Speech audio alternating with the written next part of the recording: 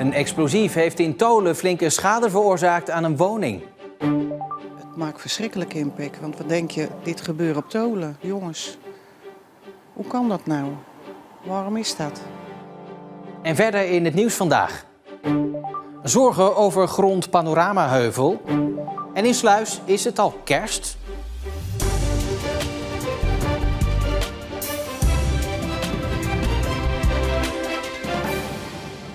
Goedenavond. Het is niet de eerste keer dat het misgaat bij deze woning in Tholen.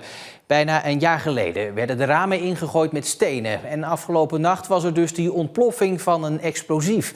Een knal waar de buurt van wakker schrok. De bewoners van het huis, een agent en zijn gezin bleven ongedeerd. Het is vannacht rond 2:15. Bewoners van het slagveld worden opgeschrikt door een harde knal. Paul, voor dit huis is een explosief ontploft. We horen een harde knal, echt een hele harde knal. Ik zeg nou, dat is geen vuurwerk. In de woning slapen op dat moment een gezin met 2 kleine kinderen. Zij blijven ongedeerd.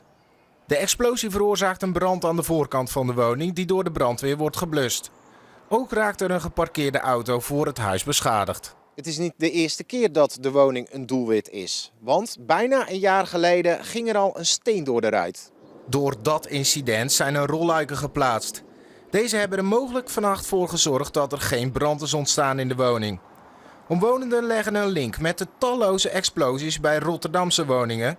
Maar het is onduidelijk of deze knal er iets mee te maken heeft. Het maakt verschrikkelijke impact, want wat denk je, dit gebeurt op Tholen, jongens. Hoe kan dat nou? Omwonenden zeggen dat er een agent woont, maar daar wil de politie niets over zeggen. Ook of er een verband is met het eerder ingooien van de ramen, willen ze niet ingaan. De veiligheidsregio Zeeland heeft jarenlang een fout gemaakt bij het berekenen van de gemeentelijke bijdrage. De fout kwam pas afgelopen zomer aan het licht. We hebben moeten vaststellen bij het opstellen van de begroting als veiligheidsregio dat we in de afgelopen jaren uit de verdeling van de bijdrage over de gemeente, dat daar een fout in is geslopen, waardoor een aantal jaren een aantal gemeenten te veel hebben betaald en een aantal gemeenten te weinig. Zo betaalde Vlissingen door de jaren heen ruim 1 miljoen te veel en Veren bijna 1 miljoen te weinig. Om de fout recht te zetten moet Veren dit bedrag nu nog betalen.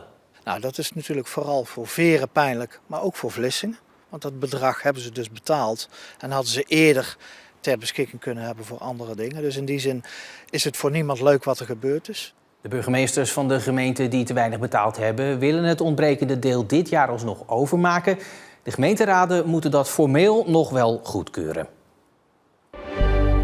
Duikers vinden de laatste weken opvallend veel dode schaaldieren in de Oosterschelde. Per keer zien ze soms wel 10 dode zeekreeften en bij Stavernisse zijn zo'n 100 dode krabben gevonden. Bioloog Peter van Bracht vermoedt dat de dieren zijn overleden door ziekte, al moet dat nog wel nader onderzocht worden. Stichting Anemoon vraagt sportduikers om uit te kijken naar dode dieren in de Oosterschelde en ook in het Grevelingenmeer en in het Veersemeer. Een meerderheid van de gemeenteraadsleden in Rijmerswaal wil dat er een onderzoek komt naar een DNA-databank voor honden om veroorzakers van hondenpoepoverlast te kunnen bekeuren. De wethouder had geadviseerd om tegen te stemmen en ook oppositiepartijen zien niets in het plan vanwege de hoge kosten en mogelijk juridische bezwaren. Maar de SGP en ook Leefbaar Rijmerswaal zijn voor, dus komt er een onderzoek. Het gaat de gemeente €15.000 kosten. De Panoramaheuvel in de Hedwigepolder is 10 meter te laag en dus wordt de boel opgehoogd. Dat weten we inmiddels een kleine maand. Maar intussen dringt de vraag zich op met welke grond dat gaat gebeuren. In de gemeente Hulst is namelijk eerder een dijk opgehoogd met vervuilde grond. Met alle gevolgen van dien. Grenspark Groot-Saaftingen heet de voormalige Hedwigepolder nu. Pronkstuk in het natuurgebied wordt de Panoramaheuvel, met erop een uitkijktoren en een radarinstallatie voor de scheepvaart. Zo ziet alles eruit op de tekentafel, maar er is iets mis. Deze Panoramaheuvel hier achter mij is nu nog maar 20 meter hoog, maar hij moet 30 meter hoog worden. Maar het is de vraag, is het eigenlijk erg dat hij te laag is? Wat mij betreft niet hoor. Wat mij betreft is het niet erg dat hij wat lager is. Wat mij betreft denk ik dat je met 20 meter een hele mooie heuvel al zou hebben.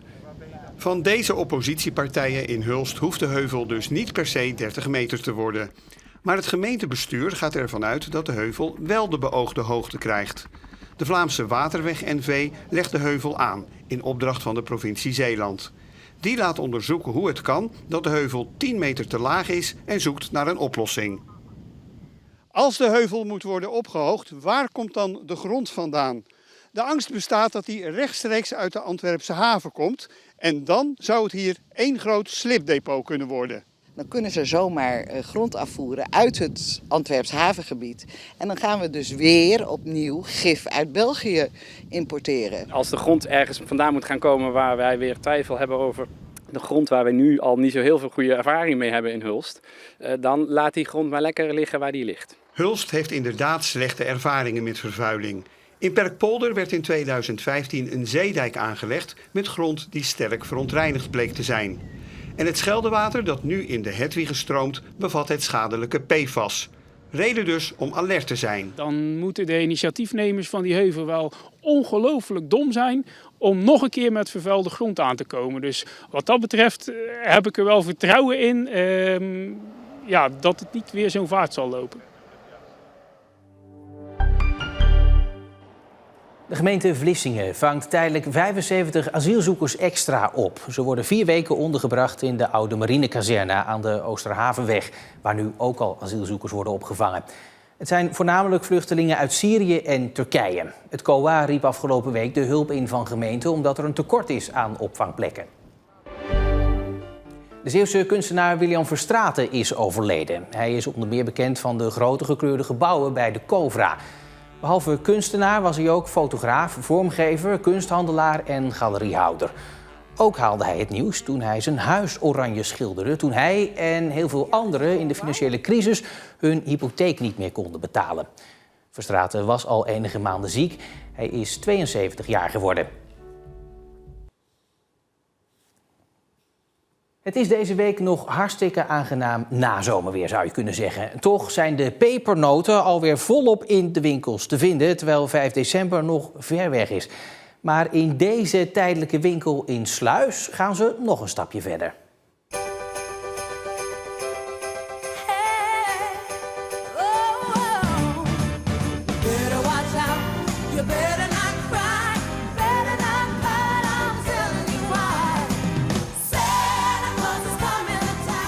Voor mij is het niet te vroeg. Ik wil altijd kerst doen. Ik wil niks anders doen dan kerst.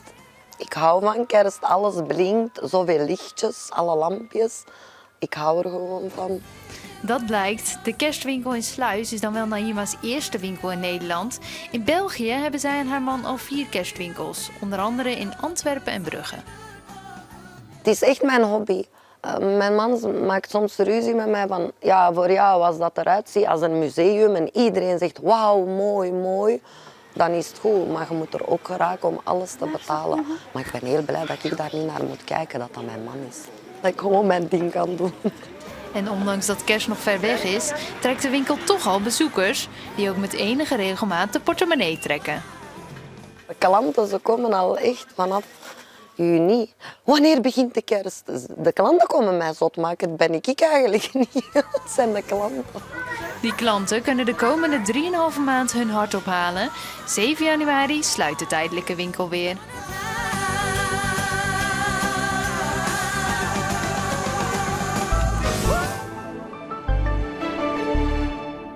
Het was een rustig, maar vooral een beetje grijs en vochtig begin van de dag.